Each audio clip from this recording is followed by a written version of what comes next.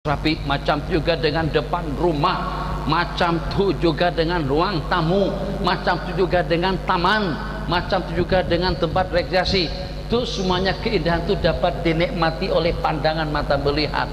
Kalau hanya setakat untuk kawin saja, Tuan Haji, minta maaf Tuan Haji, kalau kita kawin dengan perempuan yang paling huduh, tak ada hidung, pesek betul, hidung tak ke dalam, bukan setakat peseknya tak ke dalam, kulitnya hitam, gelap, seperti lebih daripada orang negro, tak boleh kita dapat keturunan dari orang. Milih-milih kenapa bang? Untuk mata. Padahal kalau setakat itu keturunan saja, pilih yang mana satu pun jadi. Sebab tujuannya adalah untuk menyalurkan nafsu dan keinginan. Tersalurkan nafsu, dah selesai, tunggu hasilnya. Kita buat kerja, hasilnya Allah yang tentukan, hamil atau tidak hamil. Kalau macam itu hakikatnya, dengan sesiapapun boleh. Kenapa memilih-milih? Ada anak Haji Maskur, ada tetangga sebelah, seberang perai, mana? Apa? Tanya saya kenapa? Mesti kecantikan, mesti akhlak, mesti perangai. Pada umumnya kecantikan lebih diutamakan. Nih tatapan mata melihat. Begitu juga kereta. Memangnya kenapa dengan kancil? Boleh jalan ya? Kenapa diganti dengan pipa? Pipa. Bab pipa lempak kelihatan lebih lawa. Oke, yang sama jenis. Kenapa kita ganti dengan Camry? Kenapa daripada Camry kepada Honda Accord? Kenapa kita ganti kembali kepada Mercedes? Mungkin karena mahalnya? Tidak. Karena bentuknya, modelnya agak nampak pelik. Itu ekor belakangnya terangkat. Nampak seperti ekor ayam saja, tenaik macam tu. Tuh Honda Accord seperti itu, tenaik belakangnya. Kalau kepala ke bawah, ekor punggung naik ke atas macam tu. Engkong. Akhirnya minat yang jenis macam tu dia beli. Padahal belum tentu lebih selesa daripada Camry yang dijual. Mini Cooper, kenapa beli Mini Cooper? Bentuknya sama saja dengan Kalisa. Lepas Kalisa beli Mini Cooper, bukan karena mewahnya. Nampak bentuknya tuh pelik sedikit, atau beli yang oksigen yang bentuk kura-kura tuh, nampak seperti kura-kura. Bentuk juga, barakallah, supaya bentuk untuk tatapan mata melihat. Maka makanan, minuman, pakaian, perhiasan, perempuan, hubungan dan lain sebagainya, tidak ada yang lebih nikmat daripada memandang zat Allah yang Maha Agung 2 kali sehari. Ya Allah, mudah-mudahan kita tergolong dalam kumpulan. Kalau sekali sehari pun syukur, jangan jadi ahli neraka. Peluang itu Allah berikan kepada kita semuanya. Dunia harus berjaya, satu untuk menjauhkan diri daripada neraka, yang kedua untuk mendapatkan surga yang abadi di sisi Allah. Summa qara'a Rasulullah sallallahu alaihi wasallam, wujuhu yawma idzin nadirah. Wujuh, muka pada saat itu akan menjadi ceria karena mereka memandang zat Allah yang Maha Agung. Wa sallallahu ala sayyidina Muhammadin wa ala alihi wa sahbihi ajmain walhamdulillahi rabbil alamin. Silakan, ada pertanyaan? Assalamualaikum warahmatullahi wabarakatuh. Allah. Basmalah yang ditulis pada tiap-tiap kat rukukan walimat yang disebarkan kepada orang. Jadi lebih elok kalau berdampak negatif kita buat kat, tak payah sebut ayat Al-Qur'annya. Al-Qur'an tak payah tulis maknanya saja, terjemahannya dalam bahasa Melayu. Daripada kita tulis Assalamualaikum warahmatullahi wabarakatuh dengan tulisan bahasa Arab yang ada Allahnya, daripada menulis Allahu tabaraka wa ta'ala wa bin ayati an khalaqalakum min azwajikum terus sampai habis. Sebab kadang-kadang kita dengan kad jemput nanti memang kita letakkan di meja, ibarat kata oleh sebagian tempat saja ada kumpulan tompokan daripada akhbar majalah, bukan atas meja lagi. Yang atas meja itu yang baru dibeli, yang udah dibaca kita letakkan di bawah. Yang diantaranya kad jemputan kita letakkan di situ. Jadi kalau sampai tersia-sia seperti itu, Kalau pasti akan tersia-sia, kita tidak boleh membuatnya atau tidak boleh memesannya. Kalau masih kita bimbangkan, lebih aman dengan kita dengan mengambil sikap berjaga-jaga supaya tidak jadi sasaran, akan terpijak, akan terijak, dan akan terhinakan oleh sesiapa saja. Tulis terjemahan Al-Quran tentang wa min ayati dan seterusnya. Lain. Pada saat kita dengan haji, dikatakan ada haji di luar kawasan tapi di luar Mu'aisim satu itu adalah di antara daripada dua gunung. Nabi kita bersabda, ma baina jabalain, sini gunung ke sana, sini gunung ke sana. Jarak antara Wadi Aqabah atau Jamratul Aqabah sampai kepada Wadi Muhasir itu adalah ukuran batas lebar daripada kota Mina. Kemudian antara dua gunung itu adalah batasan lebar daripada kota Mina. Jadi kita wajib bermalam di Mina selama 3 malam, malam ke-11, 12 dan 13 itu pada kawasan Mina. Sementara yang bermalam di luarnya hukumnya tidak sah. Kalau ketiga malamnya dia wajib membayar fidyah dengan 1 ekor kambing atau puasa 10 hari atau dengan memberi makan kepada 10 orang fakir miskin. 1 ekor kambing di sini harganya dalam 800 RM, mungkin dalam 500-an real. Di sana itu denda yang wajib kita bayar. Tapi untuk bermalam di Mina itu ada perbedaan pendapat antara jumhur dengan ulama Hanafiyah. Ulama Hanafiyah mengatakan bermalam di Mina itu hukumnya sunat.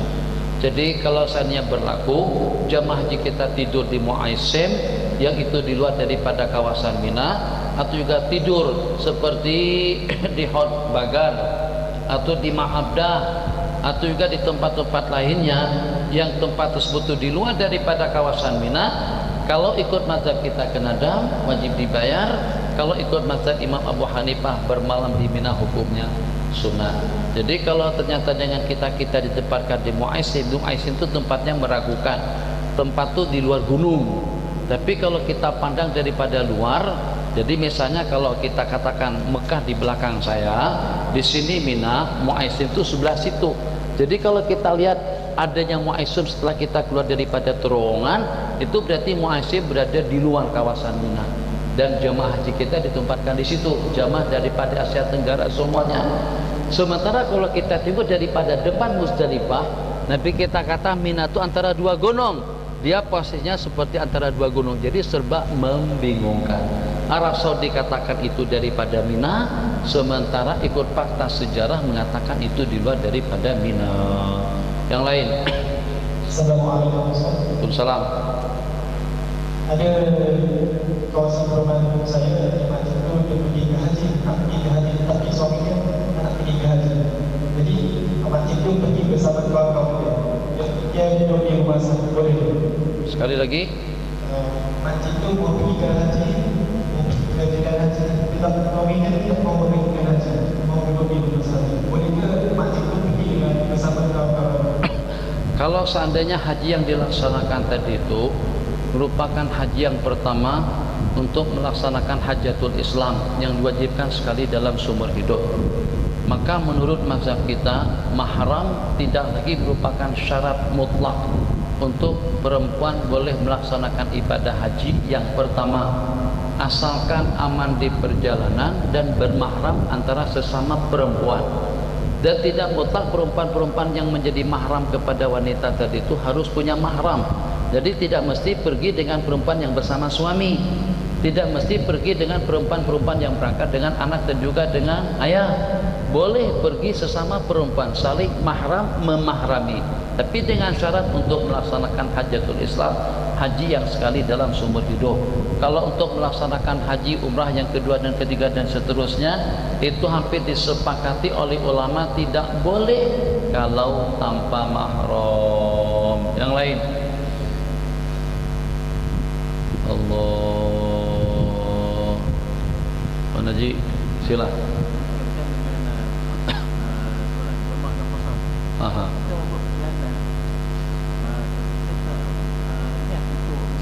Ya.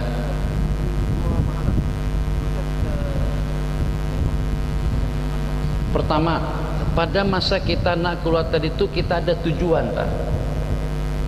Kalau tak ada tujuan tidak boleh. Jadi misalnya jika mana jalan-jalan lah. Hala tuju kemana tak tahu, kalau ukur jalan lah. Jadi kita jalan karena baru mau beli motor baru, beli kereta baru, kena diterai dulu, tapi tidak tahu hala tuju itu kemana. Kalau kita sudah targetkan hala tuju kita ke Ipoh, hala tuju kita ke pas belum Ipoh ke Tapah misalnya, Tapah cukup, itu kan sudah 2 marhala. Yang walaupun kita tidak ada kepentingan apa-apa dengan Tapah, tapi rencana kita nak ke Gurun, rencana kita nak ke Ipoh, rencana kita mau menyeberang titik Pulau Pinang. Maka pada saat kita berangkat ke sana, masuk waktu semai kita sudah boleh kasar jamak. Yang tidak boleh kasar jamak seseorang yang tidak tahu hala tuju. Jalan saja. Anda jalan, ada kona-kona, ikut apa GPS. Kata dia sebentar lagi kona kanan, kata dia kiri. Oh, jadi tidak tahu hala tuju yang semacam itu tidak boleh. Itu dalam bahasa hukum disebut dengan aim. Tapi kalau kita ada hala tuju yang walaupun kita tidak berencana untuk duduk di sana atau berurusan di sana, tapi kita tahu tempat yang mana akan kita tuju, maka selama di perjalanan kita boleh kasar jamak. Mulai, silakan. Ya. Ayam. Tayamum.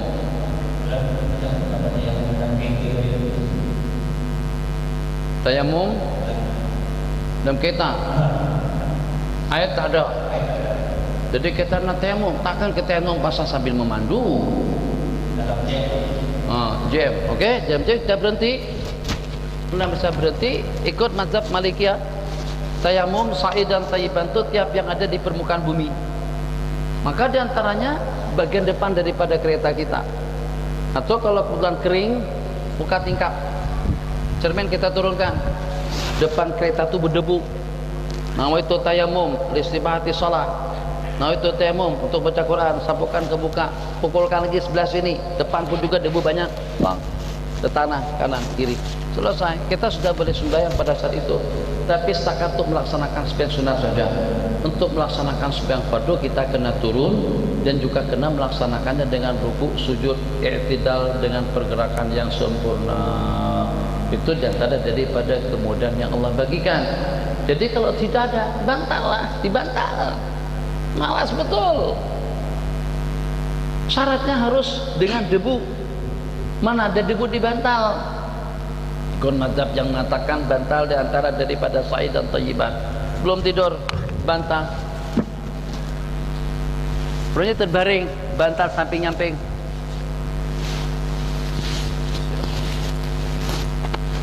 Daripada tidur tak berwudu langsung, tak apalah dengan kita dengan cara semacam itu, ikut kaul, ikut pendapat yang membolehkan. Yang kedua,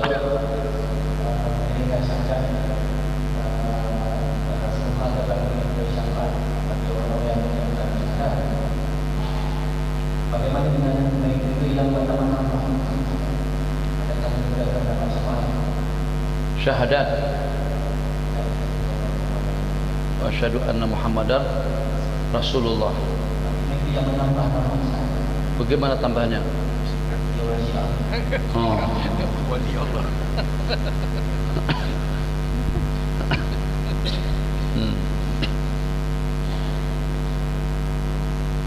Kita kembali kepada rukun Islam. Tapi kita bersabda, Bunyan Islamu ala khamsin. Islam itu dibina atas 5 asas, 5 pondasi, 5 dasar. Syahadatu an la ilaha illallah wa anna Muhammadar Rasulullah. 2 kalimat syahadat saja. Lagunya pun macam tu. 2 kalimat dalam syahadat diucapkan setiap saat. 2 kalimat dalam syahadat. Asyhadu an la ilaha illallah wa asyhadu anna Muhammadar Rasulullah. Sementara untuk ditambahkan tapi dengan tidak beranggapan, dengan tidak meyakini itu merupakan syarat mutlak untuk masuk Islam, tak ada masalah. Terserah. wa anna Abu Bakrin as-Siddiq khalifatuhul ula wa anna Umar khalifatuhu saniya wa anna Aliyan khalifatuhu as-salisa wa anna Utsmana khalifatuhu salisa wa anna Aliyan khalifatuhu rabi'ah wa anna sayyidatuna Aisyah istri yang dicintai oleh Nabi. Itu tak Pak, kita paparkan saja cerita sejarah semuanya. Itu memang macam itu hakikatnya. Dan wa anna ghazwatul Badrinil Kubra itu merupakan kemenangan yang pertama yang diri oleh masyarakat Islam. Wa anna ahlal jannati wa ahlan nar, pada hari kiamat nanti akan Allah pajangkan di hadapan mereka mati dan akan disembelih. Boleh bersaksi semacam itu, tapi saksi yang mana satu yang akan membawa kita kepada Islam, yang itu merupakan syarat mutlak, hanya 2 kalimat syahadat saja. Jadi kalau mereka beranggapan tidak akan menjadi Islam kecuali dengan tambahan wa anna aliyu wa anna aliyan, kalimat wa anna aliyan wasiyallah misalnya, itu menambah-nambahkan sesuatu yang tidak ada, itu berarti takawul. Nabi kita bersabda wa man kadzaba alayya muta'ammidan, dan barang siapa merekayasa hadis palsu dipersilakan untuk berada dan menempati tempat kediamannya di dalam neraka. Itu juga termasuk menambah-nambah yang tidak ada. Yang lain sila. Assalamualaikum warahmatullahi wabarakatuh.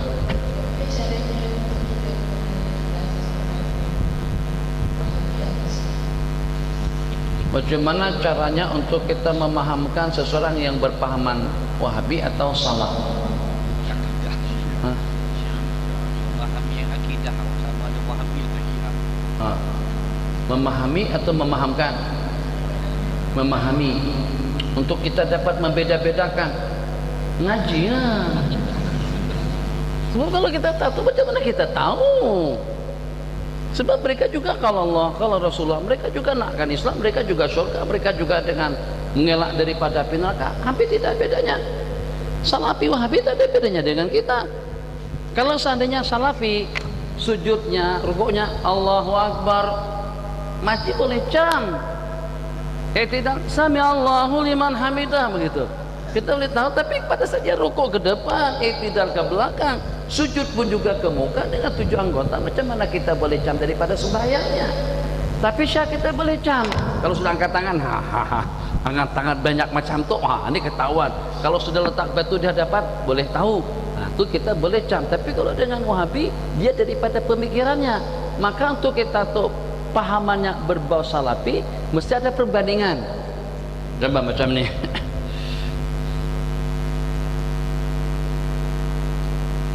Kita boleh tak katakan bahwasanya ini laki-laki atau ini perempuan yang tercantik. Kalau pada saat kita tidak dapat membanding-bandingkan, kenapa boleh kita kata itu lebih lawa daripada yang itu? Karena ada 2 benda itu terpajang, tertatapkan di depan mata pandangan kita. 2 pengantin ketahuan, itu hidung mancung, ini pesek, itu hitam, ini gelap, ini putih. Ini sawo matang, ini nangka matang. Sawo tuh bahasa apa? Sawo yang bijinya hitam, besarnya seperti buah kedundung. Sawo kan? Ciku. Sawo bahasa mana sawo? Bahasa Kedah. Oke. Sawo matang tuh dari situ. Kami pun juga sebut sawo matang. Jadi kalau macam itu ada durian matang warna kulitnya, ada nangka matang. Dari mana? Kita dapat membanding-bandingkan, oh masya Allah punya janggut keren sekali, cantik sekali, karena ada perbandingan dengan janggut orang lain. Macam itu juga dengan aliran mazhab. Kalau pada saat dengan kita dididik dan dibesarkan ikut Salafi saja, tidak akan nampak kesalahan dengan kita, pandangan dan pahaman daripada Salafi. Tapi pada saat Salafi kita pernah dengar, Wahabi kita pernah ngaji, di samping latar belakang kita dengan amalan ahli sunnah pun juga cukup mantap. Nah dari sana kita dapat memilih dan melihat dan juga dapat mengetahui. Kita buka. Tapi kira-kira sampai ke tahapan apa keilmuan kita? Kalau tidak sampai kepada tahapan yang dapat memilih dan memilah dan juga membeda-bedakan antara pandangan dengan pandangan, kita tidak akan boleh untuk memastikan yang mana yang betul, yang mana yang salah. Tapi kalau kita kaji semua pendapat, kemudian kita kaji dalil dan argumentasi mereka. Dalam waktu yang sama kita dengari ulasan daripada ulama-ulama rasikhin, rabbaniin yang tidak berkepentingan apa-apa, hanya semata-mata untuk agama. Dari situ kita boleh nampak kebenaran pendapat yang benar, kesalahan pendapat yang salah. Pada saat kita banding-bandingkan, buat satu kajian studi banding antara dua pandangan atau juga antara dua pendapat yang berbeda. Yang lain 7 menit. Ya. Waalaikumsalam warahmatullahi wabarakatuh.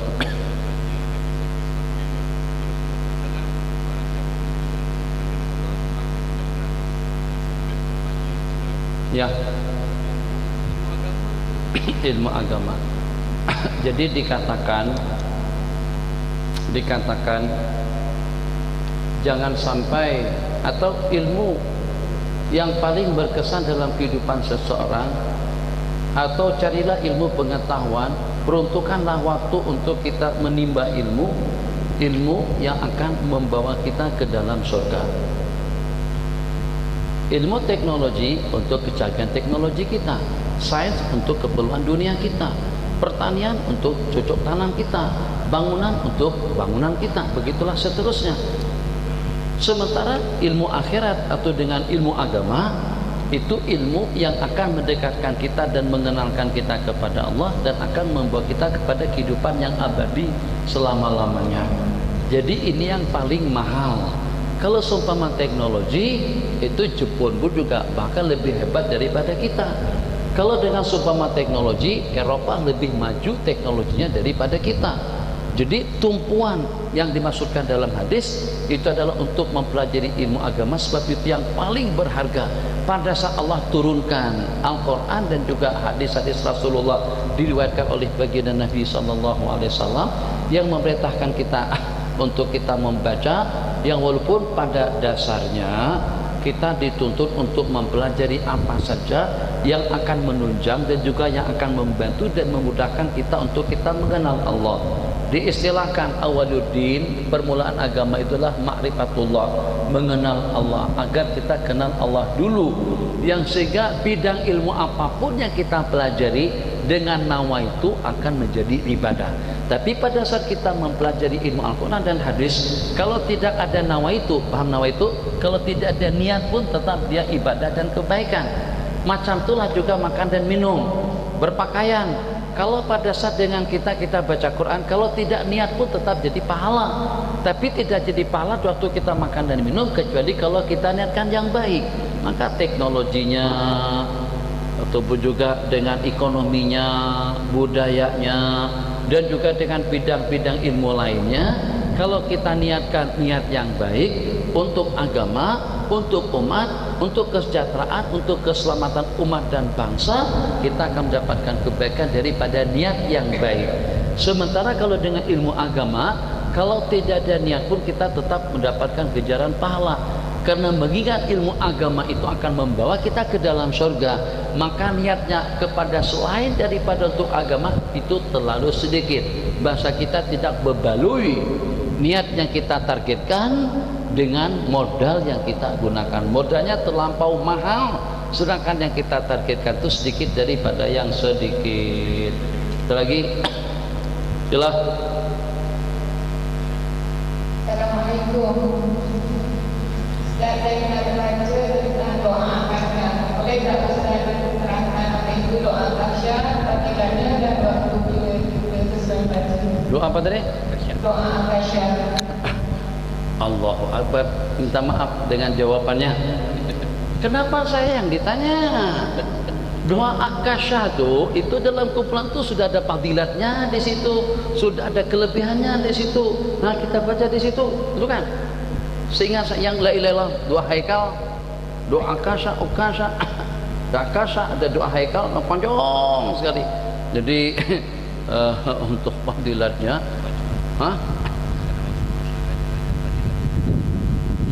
Majmu' Syarif, betul. Majmu' Syarif, Majmu' Syarif. Ada situ fadilatnya disebutkan. Nah, saya pun sudah tak ingat, lama dah mengamalkan. Jadi kalau untuk mereka-reka macam itu nanti jadi terdusta pula.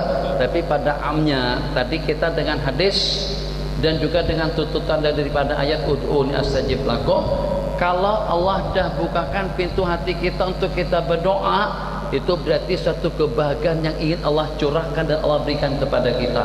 Doa tidak ada batasan waktu, kapan-kapan pun, malam, siang, tengah malam, tapi sangat diutamakan doa pada waktu-waktu ijabah. Tengah malam, di waktu sahur, selepas sembahyang, lepas tahajud, lepas baca Quran, lepas berzikir, itu lebih akrab ilal ijabah karena waktu dan juga karena dengan amalan dan juga dengan suasana dan keadaannya. Sementara tentang fadilatnya minta maaf, saya sudah terlupa tentang fadilat yang disebutkan tentang doa itu. Tuan Haji silakan.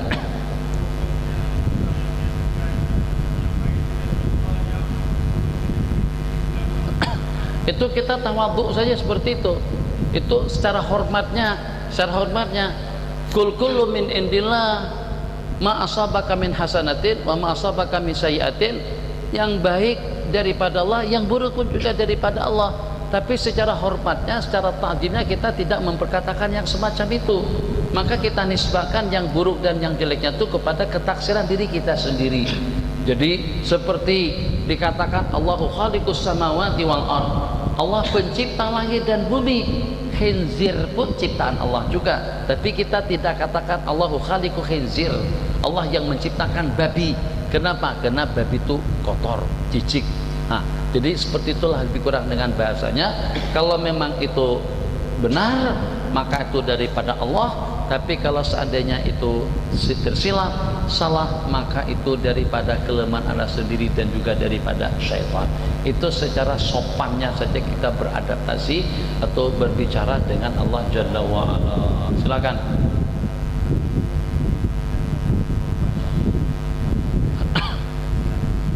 Apa hukum bagi makan daging akikah dan juga daging korban kepada yang bukan Islam kalau ternyata dengan korban tadi itu sudah kita agih-agihkan? Kita dengan daging korban, satu diperuntukkan untuk sedekah, yang kedua untuk hadiah, dan yang ketiga untuk kita makan. Untuk kita makan.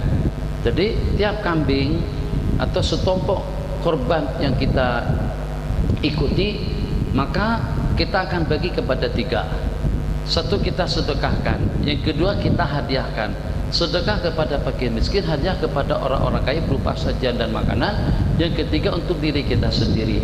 Kalau seandainya yang kita peruntukkan untuk kita makan, terus kita hibahkan, terus kita hadiahkan kepada sesiapa pun tidak ada masalah. Bagi kepada kucing dapat pahala, tapi sudah terperuntukkan untuk diri kita. Jadi kita sudah niatkan yang ini untuk sedekah, yang ini untuk kita makankan atau untuk kita hadiahkan kepada orang-orang yang mampu. Sementara yang sepertiganya lagi kita peruntukkan untuk keluarga atau juga untuk diri kita atau keluarga kita di rumah. Maka kita ambil sebagian daripada yang terperuntukkan untuk kita tadi itu untuk orang kafir, ada masalah. Tapi kalau kita nazarkan, dengan dinazarkan semuanya terperuntukkan untuk orang Islam, tidak boleh untuk kita. Macam itu juga dengan akikah. Jadi dengan akikah kalau dinazarkan menjadi wajib, tapi kalau tidak dinazarkan tidak menjadi wajib.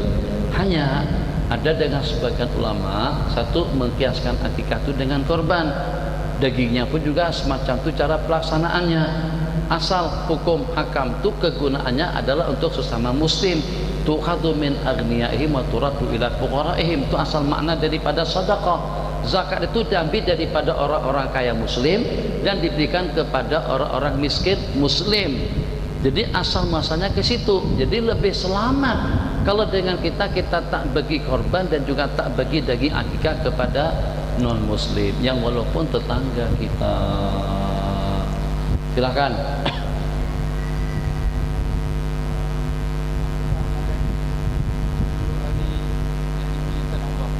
Apakah amalan